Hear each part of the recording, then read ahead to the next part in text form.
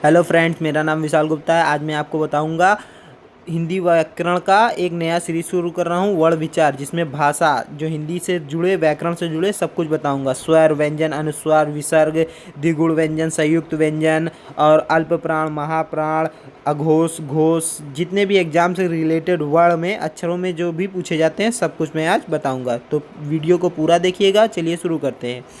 हिंदी भाषा में जो है इसमें 11 स्वर हैं और 33 व्यंजन, एक अनुस्वार। जो अंग है उसको अनुस्वार और आहा को विसर्ग कहते हैं। द्विगुण व्यंजन दो है, डा ढा, इसी को हम लोग कहते हैं गौड़ व्यंजन, उच्छिष्ट व्यंजन और द्विगुण व्यंजन। ये डा ढा को ही हम लोग द्विगुण व्यंजन, उच्छिष्ट व्यंजन और गौड़ व्यंजन सब कहते हैं। और जो 4 नंबर पे है ये है संयुक्त व्यंजन। ये जो है छा, त्रा, और ये जो हम लोग ज्या बोलते हैं ये ज्या नहीं, ये ज्या है, ठीक है। और स्रा। और स्वर जो है ये कुल 11 होते हैं। कौन कौन से होते हैं? आ ई ऊ री, ए आय ओ आओ। और स्वर के दो भेद हैं, एक है हास्य स्वर और एक है दीर्घ स्वर। हास्य स्वर में सिर्फ 4 आते हैं, उसमें आ ई ऊ और री। री को बहुत से लोग नहीं लेते हैं, मगर आ ई ऊ ये हास्य स्वर में है। और दीर्घ स्वर में बड़ा, बड़ी, छोटा, बड़ा ऊ और ए आय ओ आओ। बहुत से लोग इसको ए और ओ को भी हास्य में ले लेते हैं, तो इस बात का ध्यान रखिएगा, ये हास्य स्वर में नहीं आएगा, क्योंकि ए जो है वो आ और ई को मिलाकर ए बनता है, ठीक है, आई। और ओ जो है आ और ऊ को मिलाकर ओ बनता है, ठीक है। जैसे ये देखिए यहाँ पर, ये जो बड़ा आ है ये आ दो आ का जब योग करते हैं तो बड़ा आ बनता है, और बड़ी ई जो है ई का योग है। बड़ा ऊ और ऊ का योग है। और ए जो है आ और ई का योग है। ए जो है आ और ए का योग है। और ओ, आ और ऊ, ये जो दो स्वरों के योग से दीर्घ स्वर बनते हैं। इनको बोलने में भी दो स्वरों जितना टाइम लगता है, इसलिए इन्हें दीर्घ स्वर में रखा गया है। आ ई ऊ ए आय ओ आओ, ये जो है दीर्घ स्वर में है। और हास्य स्वर जो लघु स्वर भी कहते हैं, और इसको लघु स्वर कहते हैं, हास्य स्वर कहते हैं। ये इसमें आता है छोटा आ, छोटी ई और छोटा ऊ और री। उसके बाद हम लोग प्लुत। ये प्लुत स्वर वैसे तो ज़्यादातर इस्तेमाल नहीं होता है, मगर फिर भी इसमें कहीं कहीं, जैसे हम लोग ओम लिखते हैं, ये जो है ये प्लुत में आ जाता है। सुनो, राम, इसमें जो है ये सब प्लुत स्वर में आ जाता है। और इनकी जो मात्राएं हैं, देखिए, जो स्वर होते हैं वो 11 होते हैं, मगर जो मात्राएं होती हैं वो 11 ना होकर 10 ही होती है, क्योंकि जो छोटा आ है इसकी मात्रा नहीं होती है, ठीक है। छोटा आ की मात्रा नहीं होती है। और अंग और आहा जो है ये तो अयोगवा ध्वनियाँ हैं। ये दरअसल न स्वर है न व्यंजन है। इनको अयोगवा इसीलिए कहा जाता है क्योंकि इनका योग ना करने के बाद भी ये साथ रहते हैं, ठीक है। अंग और आहा, अंग जो अनुस्वार है और आहा विसर्ग है। अभी व्यंजन के बारे में पढ़ लेते हैं। व्यंजन को 5 भागों में बांट दिया गया है। का वर्ग,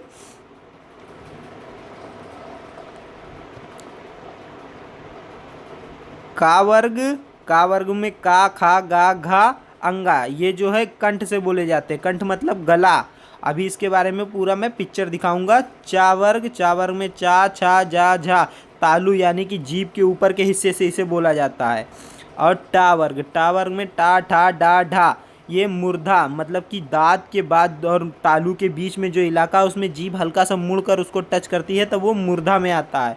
और ता वर्ग, ता, था, दा, धा, ना, ये सारे दांत पे टच होते हैं। बोलिए ध्यान से, तब ये दांत पे जीभ टच करेगी, तब ये दांत से बोलने जाने वाले शब्द हैं। और पा वर्ग, पा वर्ग में पा, फा, बा, भा, मा, ये ओठ से बोले जाते हैं, ठीक है, ओठ की सहायता से। और उसके बाद आते हैं अंतः स्थल वर्ग। इसमें जो है या, रा, ला, वा आते हैं। तो इसमें रा जो है ये लुंठित व्यंजन है, और रा जो है ये पार्श्व व्यंजन है। और उष्म व्यंजन, उष्म व्यंजन में ये सा, शा, शा, हा। इस बहुत से लोग तो इन तीनों सा में अंतर भी नहीं जानते। ये जो 3 सा हैं इसमें एक ये जो है ये है तालव्य सा। तालव्य सा मतलब कि जब जीभ उसके ऊपर का जो इलाका उसमें जीभ टच होके जब आवाज़ निकलती है सा, तो वो तालव्य सा आता है। उसके बाद जो ये षटकोण वाला सा है, ये है मूर्धन सा। इसके लिए जीभ हल्का सा मुड़कर मूर्धा पे टच करती है, तो ये सा का आवाज़ आता है। और ये जो सा है ये दंत्य सा है, इसके लिए दांत पे जीभ लड़ती है और सा का आवाज़ निकलता है। और ये हा है। और संयुक्त वर इसमें छा, त्रा और ज्या और स्रा, हम लोग पहले इसको ज्ञा बोलते थे, ये ज्या है। ठीक है, ये कैसे बनता है अभी ये भी बताएंगे। और द्विगुण या फिर उत्क्षिप्त व्यंजन या गौड़ व्यंजन जो है, ये है डा और ढा। ये जो डा ढा आता है इसमें नीचे बिंदी लगी हुई है, इसको बोलने में थोड़ा ज़्यादा समय लगता है। ठीक है, ये उनसे अलग है।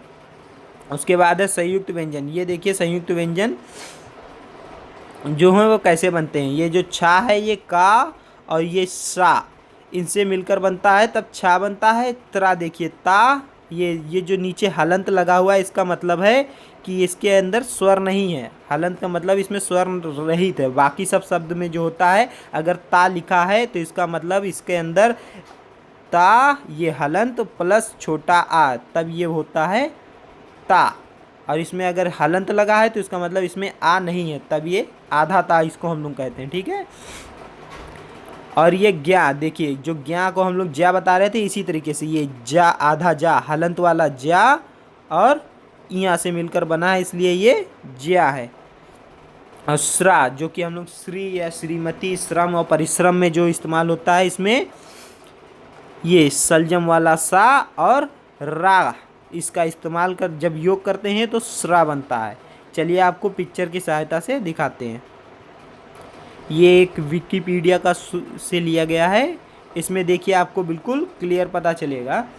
ये कंठ से जो बोले जाते हैं वो का, खा, गा, घा, अंगा। और इसे अड़ा, पहले इसे अड़ा बोला जाता था, फिर बाद में अंग बोला जाने लगा, फिर अड़ा बोला गया। ये जो है एक सुधार करने के लिए पूरी कमेटी बनी हुई है हिंदी भाषा की।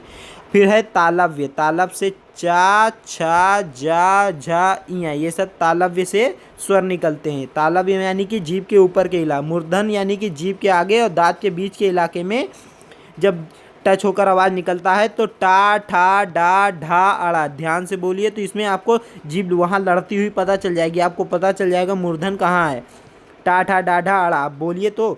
उसके बाद दंत यानी दांत की मदद से ता, था, दा, धा, ना, ये जो है दांत की मदद से बोले जा रहे हैं। और ओठ की मदद से पा, फा, बा, भा, मा, ये पूरे ओठ की मदद से बोले जा रहे हैं। उसके बाद जो आता है वो आता है अंतस्थ्य। इसमें या, रा, ला, वा और ऊष्म या संघर्षी, मतलब जिसको बोलने में मुंह से ऊष्मा निकले या गर्मी निकले उसे ऊष्म या संघर्षी कहते हैं। इसमें सा, शा, सा, ये देखिए तालव्य सा, मूर्धन सा और वात्सल्य या फिर दंत्य सा। और हा जो है ये कोष्ठ्य है, माने कंठ और ओठ दोनों की सहायता से बोला जाता है, इसलिए इसे कहा जाता है कंठोस्य। इसमें गले से आवाज़ निकलती हुई ओठ की सहायता से बोला जाता है हा। ठीक है, और उसके बाद हम लोग समझेंगे अनुनासिक, निरुनासिक और अनुस्वार और विसर्ग। अनुनासिक मतलब कि जिसका उच्चारण करते समय नाक और मुंह दोनों की मदद ली जाती है, वो अनुनासिक, जैसे कि गांव, दांत, आंगन और सांचा। ठीक है, उसके बाद अनुस्वार। अनुस्वार यानी अंग की मात्रा, ये जैसे अंगूर, आंगद और कनक में जो ये जो अंग की बिंदी आ रही है ये अनुस्वार है। और निरुनासिक, जब मुंह कोई शब्द हम लोग बोलते हैं तो उसमें मुंह से जो बोलते हैं उसे निरुनासिक कहते हैं। ठीक है, और विसर्ग में मतलब आहा, जैसे कि अतः, स्वतः और दुख, ये जो है विसर्ग के लिए इस्तेमाल होता है। ठीक है, अनुस्वार और विसर्ग जो है ना तो स्वर है ना व्यंजन है, इनको स्वर के बाद आता है और व्यंजन के पहले आता है, इसीलिए इनको अयोगवाह कहते हैं। योग ना होने पर भी जो साथ रहे उन्हें अयोगवाह कहते हैं। जिन बच्चों को नहीं समझ में आ रहा हो या लगे कि मैं जल्दी जल्दी बोल रहा हूँ तो इसे रोक कर आराम से देख सकते हैं। अब पेपर में जो इम्पोर्टेंट है उसके लिए चलते हैं। अब उसमें कई बार पूछा जाएगा, वर्ड दे देंगे का, खा, गा, घा, अंगा, आप पूछेंगे कि कौन सा इसमें कंठ से बोला जाता है, कौन सा नहीं बोला जाता है, तो इसको आप नोट कर सकते हैं, याद भी कर सकते हैं। तो कंठ से जो बोलने जाने वाले हैं, गले की सहायता से बोले जाते हैं, वो का, खा, गा, घा, अंगा है। और तालव्य यानी कि जो जीभ के ऊपर के इलाके से जीभ टच होती है, उनसे बोले जाते हैं वो है चा, छा, जा, झा, इया, या और सा। ठीक है, ये तालव्य की सहायता से बोले जाते हैं। मूर्धन कठोर तालु के आगे के हिस्से, माने जीभ के ऊपर का जो हिस्सा उसके थोड़ा आगे के हिस्से से जो बोला जाता है वो है टा, ठा, डा, ढा, डा और ढा। ये जो डा ढा है और इस डा ढा में इतना फ़र्क है कि ये थोड़ा जल्दी बोला जाता है, इसको बोलने में थोड़ा टाइम लगता है। ठीक है, फिर उसके बाद है दंत, यानी दांतों की सहायता से बोले जाने वाले। तो दांतों की सहायता से जो बोले जाते हैं वो है ता, था, दा, धा, ना और वात से, दांतों और मूल के दोनों की सहायता से जो बोले जाते हैं वो सा, जा, रा, ला। इसको आप याद कर सकते हैं सजरल की तरह से। ठीक है, वात से दांत और दांत के मूल से। ठीक है, यहाँ पे जैसे जड़ों से, जहाँ से दांत शुरू होती है, सा, जा, रा, ला। ठीक है, और ओठ से, ओठ की सहायता से, लिप की सहायता से जो बोले जाते हैं वो है पा, फा, बा, भा, मा। और दांतों से, निचले ओठ व ऊपरी दांतों के सहायता से जो बोले जाते हैं वो हैं वा, फा। ठीक है, और स्वर यंत्र से हा बोला जाता है। जो कान, गले और ओठ की सहायता से बोला जाता है वो है हा। उसके बाद हम लोग सीखेंगे अल्प प्राण और महाप्राण। अल्प प्राण जो है वो है का, गा, डा, जा, इया, टा, डा, ढ, ता, दा, ना, पा, बा, मा। अंतस्थ यानी कि या, रा, ला, वा भी अल्प प्राण है। ठीक है, इसकी अभी हम फिर से इमेज दिखा देते हैं, उसमें आपको साफ साफ समझ में आ जाएगा। महाप्राण जो होते हैं, देखिए अल्प प्राण मतलब जिसको बोलने में कम समय लगे, और महाप्राण मतलब जिसको बोलने में ज़्यादा समय लगे, वो महाप्राण। अब सारे शब्द, और घोष और अघोष क्या होता है, तो जब किसी शब्द को बोलते हैं तो उसको बोलने में कोई कंपन नहीं होता है स्वर रज्जु में, तो वो जो होता है अघोष होता है, और जिसमें कंपन होता है वो घोष होता है। चलिए आपको ये दिखाते हैं इसके एग्जाम्पल्स।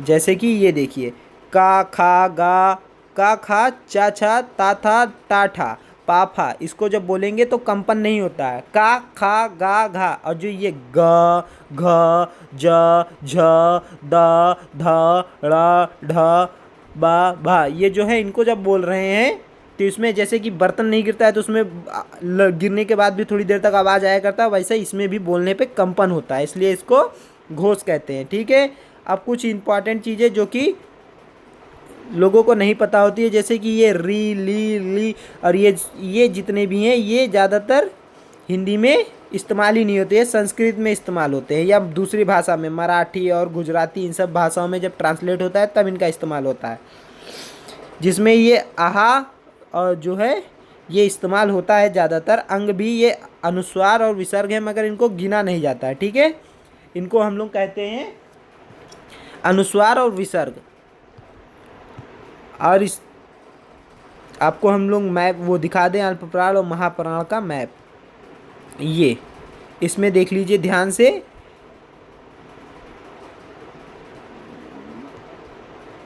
अल्प प्राण देखिए, अल्प प्राण और अघोष का ये मैप बना हुआ है। इसमें का जो है ये अल्प प्राण है, अघोष है और कंठ की सहायता से बोला जाता है। चा जो है ये अल्प प्राण है, अघोष है और तालव्य की सहायता से बोला जाता है। मूर्धन जो है टा, ये अल्प प्राण और अघोष है। इस लाइन में जो है ये पूरा अल्प प्राण है। ठीक है, और इधर देखिए,